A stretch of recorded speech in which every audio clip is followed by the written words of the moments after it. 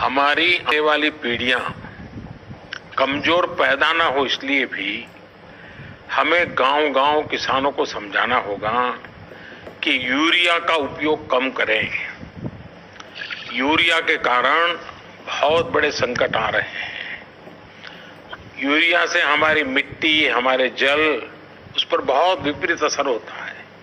और इसलिए पल्लवी जी, आप जैसे प्रधान गांव वालों को समझाए कि भाई अब गांव में पहले अगर 10 थैली आता था यूरिया तो अब 5 थैली आएगा, पहले 100 थैली आता था तो 50 थैली आएगा, हम आधा कर देंगे। आप देखिए पैसा भी बचेगा और ये हमारी धरती माता भी बचेगी। तो मैं चाहूंगा कि जब पंजाब के किसानों से बात हो रही है और पल्लवी जैसे प्रधान से बात हो रही है, तो मुझे पक्का विश्वास है कि आप ये काम करोगी और मेरी तरफ से आपको बहुत बधाई, बहुत शुभकामनाएं। आइए हम महाराष्ट्र चलते हैं। भोले भाले किसान अधिक उत्पादन के लालच में फंसकर रासायनिक खाद व कीटनाशकों का प्रयोग करने लगे। बैलों की जगह ट्रैक्टर से जुताई होने लगी। शुरुआत में कम रासायनिक खादों के प्रयोग से अधिक उत्पादन हुआ।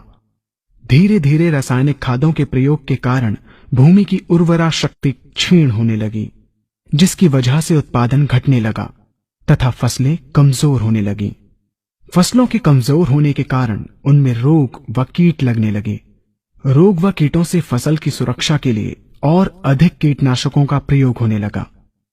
एक तरफ ज्यादा उत्पादन के लिए अधिक रासायनिक खादों का प्रयोग होने लगा, वहीं दूसरी तरफ फसलों को रोग व कीटों से बचाने के लिए अधिक विषाक्त कीटनाशकों का प्रयोग बढ़ गया, जिसके कारण उत्पादन लागत बढ़ी और किसान को लाभ कम होने लगा, बल्कि छोटे किसान कर्ज में डूबने लगे। धीरे धीरे भूमि की उर्वरा शक्ति क्षीण होने से भूमि बंजर होने लगी। रासायनिक खाद व कीटनाशकों के कारण खाद्यान्न भी विषाक्त हो गए तथा जलवायु भी प्रदूषित हो गई, जिसके कारण मानव, पशु पक्षियों के स्वास्थ्य पर प्रतिकूल प्रभाव पड़ा, जिसका परिणाम आपके सामने है। मानव स्वास्थ्य पर रासायनिक खादों के पड़ने वाले प्रभाव को आप ऐसे समझें।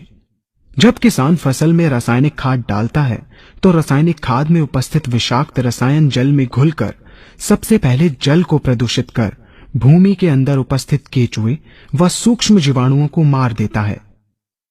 ये बात सभी किसान अच्छी तरह से जानते हैं कि केचुए व अन्य सूक्ष्म जीवाणु भूमि की उर्वरा शक्ति को बढ़ाने के लिए अति आवश्यक होते हैं। विषाक्त रसायन के कारण इनकी मृत्यु हो जाने से भूमि की उर्वरा शक्ति नष्ट हो जाती है तथा भूमि कठोर होकर बंजर होने लगती है।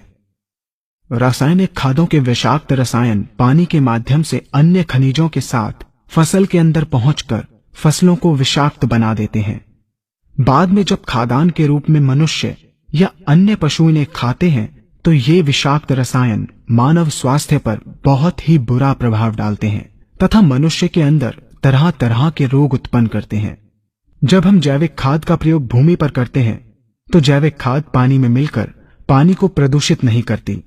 जैविक खाद भूमि के अंदर उपस्थित उर्वरा शक्ति को बढ़ाने वाले जीवाणु तथा केचुओं की संख्या को तीव्रता से बढ़ाती है, जिससे भूमि की उर्वरा शक्ति बढ़ती है तथा भूमि छिद्र युक्त एवं भुरभुरी हो जाती है, जिससे वायु और प्रकाश भूमि के अंदर गहराई तक प्रवेश करते हैं, जिसके कारण भूमि में तापमान एवं आर्द्रता का संतुलन बना रहता है और फसलें मजबूत होती हैं। जैविक खाद में विद्यमान तत्व खाद्यान्न के माध्यम से मानव व पशु पक्षियों के शरीर में पहुंचकर स्वास्थ्य लाभ पहुंचाते हैं। जैविक खादों के प्रयोग से फसलें अच्छी और मजबूत होती हैं, जिसके कारण उन पर रोगों एवं कीटों का ज्यादा प्रभाव नहीं पड़ता। यदि किसी प्राकृतिक कारणवश कीटों व रोगों का प्रभाव अगर पड़ता भी है तो गौमूत्र एवं औषधीय वनस्पतियों के घोल के छिड़काव करने से फसलों को रोग एवं कीटों से बचाया जा सकता है। गौमूत्र एवं अन्य प्राकृतिक औषधियों के मिश्रण के छिड़काव से फसलों का कम लागत में बचाव हो जाता है तथा वातावरण पर भी कोई दुष्प्रभाव नहीं पड़ता। यहाँ हम आपको तालिकाबद्ध तरीके से दोनों